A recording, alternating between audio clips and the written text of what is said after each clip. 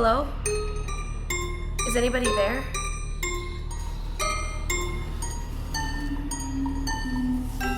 I have a question.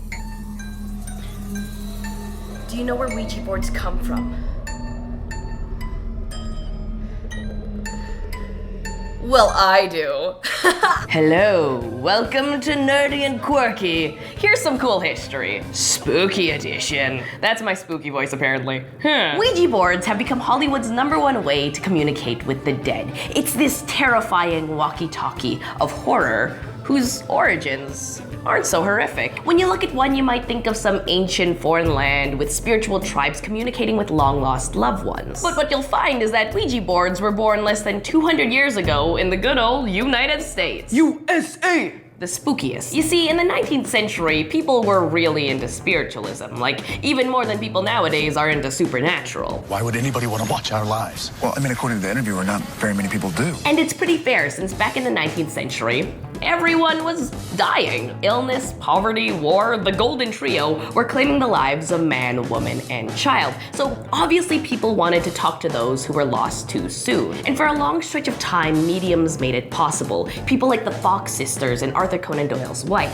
But the methods they used were pretty time-consuming. I mean, they would either have to write out exactly what the ghost told them, or read the alphabet out loud and wait for some sort of sign from a spirit.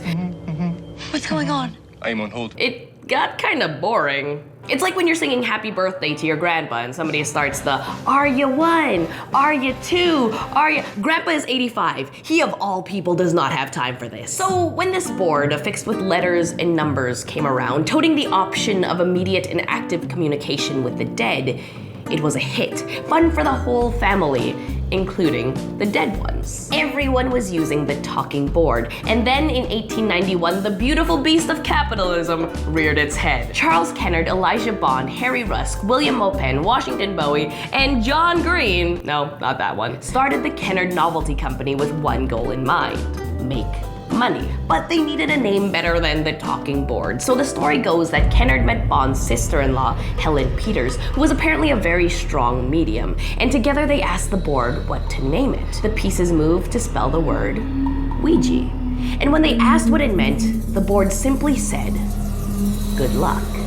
Now, the less spooky version of this story is that it's a misspelling of Maria Louise Rame's pen name. She's an author Peters liked who wrote under the name Ouija. Anyway, with a name and a product, all they needed was a patent, and for that they needed to prove it worked. So rumor has it, Bond and Peters walk into the patent office, and then the officer challenged them to spell his name. Now, they didn't know it, so they brought out the board, and lo and behold, his name was spelled.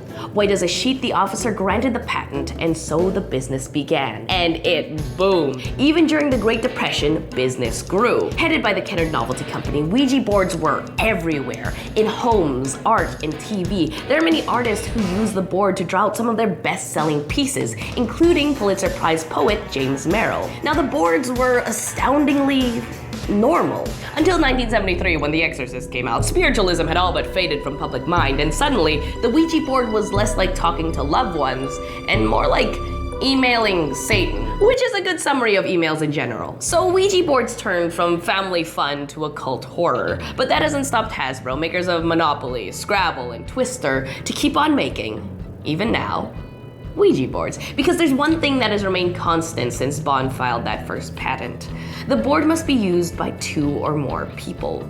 So whether it's to talk with a lost loved one or nervously teeter on the line between horror and mysticism, the Ouija board has an undeniable history of keeping people together. So that was just some cool history on the talking board. Now, what about you guys? If you could chat with any dead person in history, who would it be? Tell me down below if you thought this topic was interesting or you just want to support the show. A like and a share would do so much. But either way, have a lovely day.